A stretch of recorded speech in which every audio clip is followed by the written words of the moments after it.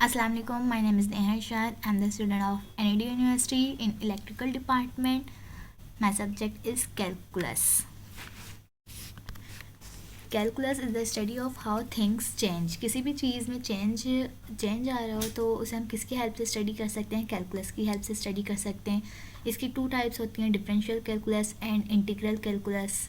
इसी तरह अगर हम एक कार की एग्जांपल ले लें, कार ट्रेवल कर रही है, हमें उसका डिस्टेंस कैलकुलेट करना है, कैलकुलेट कर रहे हों तो हमें क्या पता होना चाहिए? उसकी स्पीड पता होनी चाहिए डिफरेंट पॉइंट्स पे और टाइम पता होना चाहिए. इसी तरह हम उस स्पीड का ग्राफ प्लॉट कर सकते हैं. और फिर जो the distance car travels will be the area, वो क्या हो जाएगा हमारे पास ग्राफ में? एरिया हो जाएगा प्लॉटिंग में. इसी तरह इसकी एप्लीकेशंस है. And calculus in real life, calculus real life में क्या रोल प्ले कर रहा होता है? अलॉट ऑफ फील्ड्स में हमारे पास यूज़ हो रहा होता है, like physics, engineering, medicine, pharmacology, economic. ठीक है. इसके बाद नेक्स्ट हमारा है इलेक्ट्रिकल इंजीनियरिंग.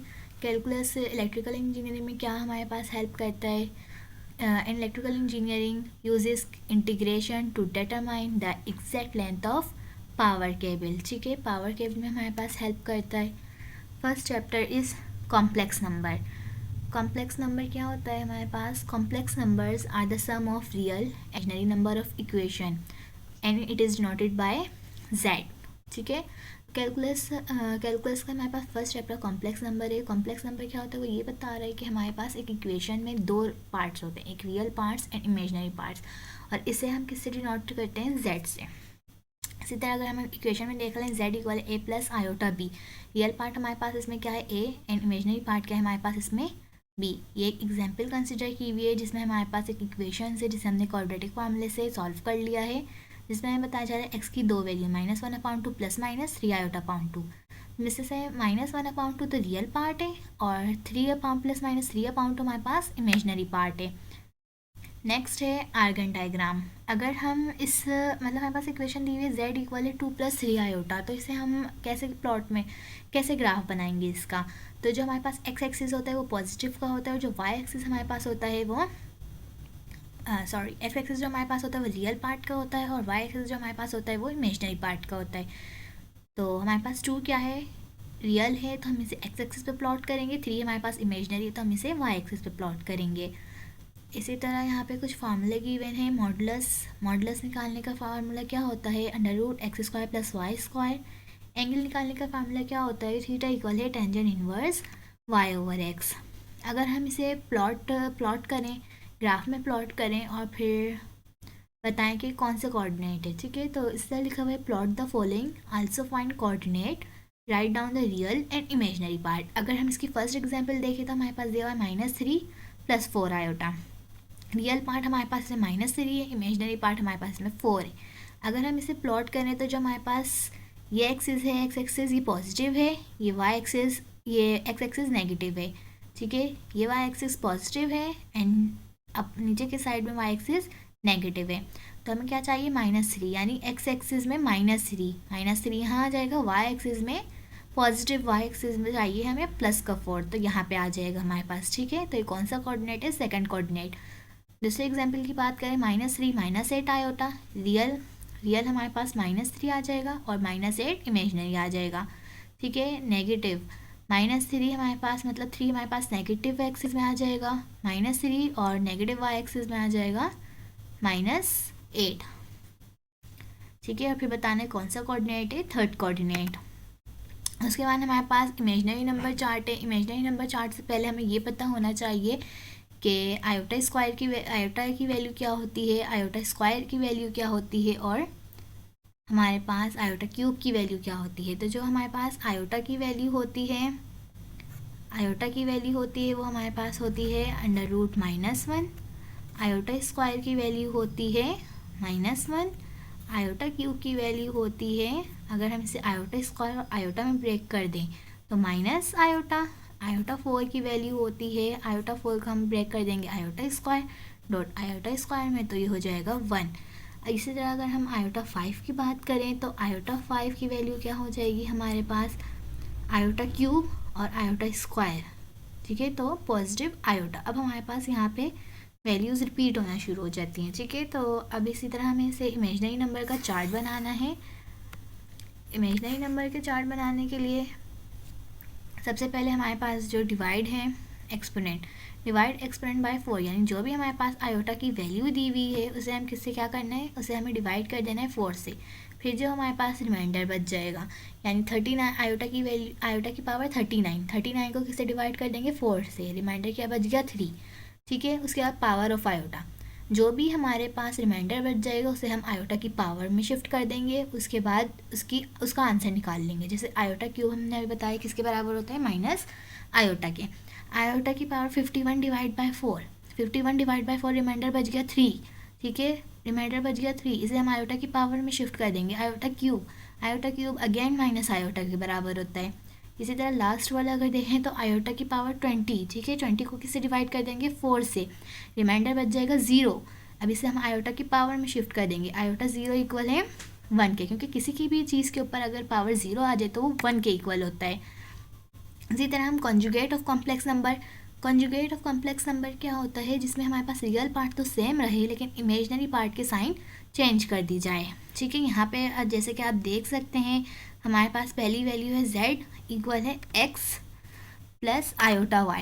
ठीक है, तो हमारे पास कॉन्जुगेट करने के बाद x तो ऐसे ही रहा लेकिन आयोटा के साथ जो भी वैल्यू होगी उसके साइन चेंज हो जाएगा, यानी माइनस आयोटा y। इसी तरह अगर सेकेंड एग्जाम्पल में देखें -3 आयोटा +2, तो +2 तो ऐसा ही रहा लेकिन -3 आयोटा +3 आयोटा में चेंज हो जाएगा। आयोटा के साथ जो भी वैल्यू होगी उसकी साइन चेंज हो जाएगी, same as it is -2 + 3 iota, -2 -3 iota, 2 iota conjugate करने के बाद -2 आयोटा, -4 कॉन्जुगेट करने के बाद -4 ही रहेगा क्योंकि ये एक रियल नंबर है। उसके बाद नेक्स्ट हमारे पास एडिशन एंड सब्ट्रैक्शन क्या होता है। To add two complex number, we simplify, add real parts into real parts and imaginary part into imaginary part। ठीक है, कॉम्प्लेक्स नंबर क्या होता है, आप रियल पार्ट को रियल पार्ट में ऐड करते हैं, इमेजनरी पार्ट में इमेजनरी पार्ट। सबसे पहले एग्जांपल देख लेते हैं, z1 इक्वल है 3 - 4 आयोटा, z2 इक्वल है 4 + 2 आयोटा, z1 + z2। हमें क्या करना है, z1 में z2 ऐड करना है, तो z1 की ब्रैकेट प्लस z2 की ब्रैकेट, 3 में 4 प्लस करेंगे 7। ठीक है, और हमारे पास +4 में +2 करेंगे तो हमारे पास 2 आयोटा। ठीक है, इसके बाद अगर देखें z1 - z2, तो z1 की ब्रैकेट हमारे पास है 3 - 4 आयोटा, माइनस z2 की ब्रैकेट है 4 + 2 आयोटा, 3 - 4 -1 -4 -2 -6 आयोटा। ये हमारे पास एडिशन एंड सब्ट्रैक्शन के कुछ रूल्स हैं। इसके बाद आ जाते हैं मल्टीप्लिकेशन में। मल्टीप्लिकेशन सिंपल है कि हम रियल पार्ट को रियल पार्ट से भी करते हैं और रियल पार्ट को इमेजनरी पार्ट से भी करते हैं। ठीक है, एग्जाम्पल देख लेते हैं इसकी। एग्जाम्पल नंबर 9.7, z1 हमारे पास दिया हुआ है और z2 दिया हुआ है। z1 की ब्रैकेट दी 2 - 2 आयोटा, z2 की ब्रैकेट दी हुई है 3 + 4 आयोटा। दोनों को मल्टीप्लाई करना है। सबसे पहले 2 3 से मल्टीप्लाई होगा 6, उसके बाद 2 4 से मल्टीप्लाई होगा 8 आयोटा, -3 2 ज़ा 6 आयोटा, प्लस माइनस -4 2 ज़ा 8 आयोटा आयोटा आयोटा स्क्वायर। अब आयोटा स्क्वायर की प्रॉपर्टी हमें पता है कि -1 होती है, तो जहाँ आयोटा स्क्वायर है वहाँ -1 लिख देंगे, तो ऑलरेडी -8 है, -1 + 8 हो जाएगा, 6 + 8 14, -6 आयोटा + 8 आयोटा +2 आयोटा। अब अगर हम यहाँ पे देखा जाए तो रियल पार्ट हमारे पास क्या है 14 है, इमेजनरी पार्ट क्या है हमारे पास 2 है। ये मल्टीप्लिकेशन का रूल हो गया। उसके बाद डिवीजन के रूल में आ जाते हैं। डिवीजन का रूल क्या होता है, जो भी हमारे पास डिनोमिनेटर में होता है उसे हम कॉन्जुगेट करके मल्टीप्लाई एंड डिवाइड कर लेते हैं। ठीक है, जैसे हमारे पास एग्जाम्पल नंबर 9.9 में है कि 2 + 9 आयोटा 5 - 2 आयोटा, तो 2 + 9 आयोटा डिवाइड 5 - 2 आयोटा, डिनोमिनेटर वाली वैल्यू के साथ हम साइन चेंज कर देंगे, 5 + 2 आयोटा 5 + 2 आयोटा, मल्टीप्लाई भी हो जाएगी और डिवाइड भी हो जाएगी, same as it is multiply करने का रूल। ठीक है, नीचे हमारे पास a² - b² का फार्मूला लग रहा है, फार्मूला लगने के बाद 2 आयोटा स्क्वायर हो जाएगा, आयोटा स्क्वायर के बाद यहाँ पे -1 हो जाएगा, जो -1 -4 होके +4 हो जाएगा नीचे। ठीक है, ऊपर हमने सिंपली मल्टीप्लाई किया हुआ है, उसके बाद इसे एडिशन एंड सब्ट्रैक्शन के रूल से करने के बाद हमारे पास की वैल्यू आ जाएगी। वैल्यू आ रही है -8/29 + 49/29 आयोटा। रियल पार्ट क्या हो जाएगा हमारे पास -8/29, इमेजनरी पार्ट क्या हो जाएगा हमारे पास 49 / 29। ठीक है, ये हमारे पास जो है इसके कुछ प्रिंसिपल्स हैं, कुछ प्रॉपर्टीज़ हैं, प्रॉपर्टीज़ ऑफ कॉन्जुगेट। ठीक है, कि कौन सी प्रॉपर्टीज़ किसके इक्वल होती है ये हमें प्रूफ करना होता है। प्रॉपर्टीज़ ऑफ कॉन्जुगेट, कॉन्जुगेट करने की यहाँ पे कुछ प्रॉपर्टीज़ हैं कि सबसे पहली प्रॉपर्टीज़ है जेड कॉन्जुगेट, और कॉन्जुगेट इक्वल होता है जेड के, ठीक है, जेड का मॉडुलस इक्वल होता है जेड मॉडुलस कॉन्जुगेट के। इसी तरह ये तीसरी और चौथी प्रॉपर्टीज़ है। पांचवी प्रॉपर्टीज़ में दिया हुआ है जेड प्लस जेड का कॉन्जुगेट, ये किसके इक्वल होता है, प्योरली रियल। ये प्योरली रियल तो होता है, रियल हमारे पास क्या होता है, एक्स एक्सिस पे एक्स की जो भी वैल्यू होती है वो हमारे पास रियल वैल्यू होती है, उसे जो 2 से मल्टीप्लाई करेंगे देन वो इसका आंसर है, यानी जो भी वैल्यू निकलेगी। इफ़ अगर देखें एक्स का आंसर हमारे पास क्या निकल जाता है 2, ठीक है, तो वो एक्स की वैल्यू हमारे पास 2 गिवन है, तो हमारे पास आंसर क्या आएगा 4, उसका मल्टीप्लाई बाय 2 होगा, ठीक है। एक्स की वैल्यू 3 दी है तो उसका मल्टीपल 2, 3 2 ज़ा 6, ठीक है। इसी तरह सिक्स प्रॉपर्टीज़ भी सेम है, लेकिन ये क्या है, प्योरली इमेजनरी। अगर वाई के क्वेश्चन में गिवन है हमारे पास 3, तो वो 3 आंसर नहीं होगा, उसका 6 आंसर होगा, ठीक है। ये सॉल्व करके देखना है। उसके बाद हमारे पास आ जाते हैं argument of complex number. Argument क्या होता है, आर्ग्यूमेंट हमारे पास एंगल होता है पॉजिटिव रियल, ठीक है, यानी पॉजिटिव एक्सिस से हमारा जो होता है वो हमारे पास आर्ग्यूमेंट ऑफ कॉम्प्लेक्स नंबर कहलाता है। इसी तरह अगर हम आर्ग्यूमेंट में देख लें तो पहला हमारे पास क्या है, थीटा है, यहाँ से लेके यहाँ तक का एंगल थीटा, फिर यहाँ से अगर हम दोबारा अगेन राउंड ऑफ करके आए तो थीटा प्लस 2 पाई, ठीक है। अगर दोबारा राउंड करके जाए तो थीटा प्लस 4 पाई। इसी तरह यहाँ पे लिखा हुआ है थीटा 2n पाई के इक्वल है, थीटा 2n पाई के इक्वल है, ठीक है, यानी n नंबर ऑफ रोटेशंस। इसके बाद आ जाते हैं किस पे, प्रिंसिपल आर्ग्यूमेंट में। प्रिंसिपल आर्ग्यूमेंट क्या होता है, it is the shortest angle between positive real axis and positive vector, ठीक है। एंटी क्लॉकवाइज तो पता है कि क्या होता है, एंटी क्लॉकवाइज यानी पॉजिटिव एंगल बन रहा हो, ठीक है। अब पॉजिटिव एंगल कौन कौन से एक्सिस से बन रहा है ये देखना है हमें। फर्स्ट क्वाड्रेंट पे जो एंगल है वो हमारे पास यहाँ से बन रहा है, इट मीन्स कि ये पॉजिटिव एक्स एक्सिस बन रहा है, शॉर्टेस्ट एंगल चाहिए। अगर हम इसे सपोज करें कि यहाँ से ऐसे बन रहा है तो ये शॉर्टेस्ट नहीं होगा, ये तो लॉन्गेस्ट हो जाएगा। तो ठीक है, फर्स्ट क्वाड्रेंट पे कौन सा एंगल बन रहा है हमारे पास, पॉजिटिव, ठीक है।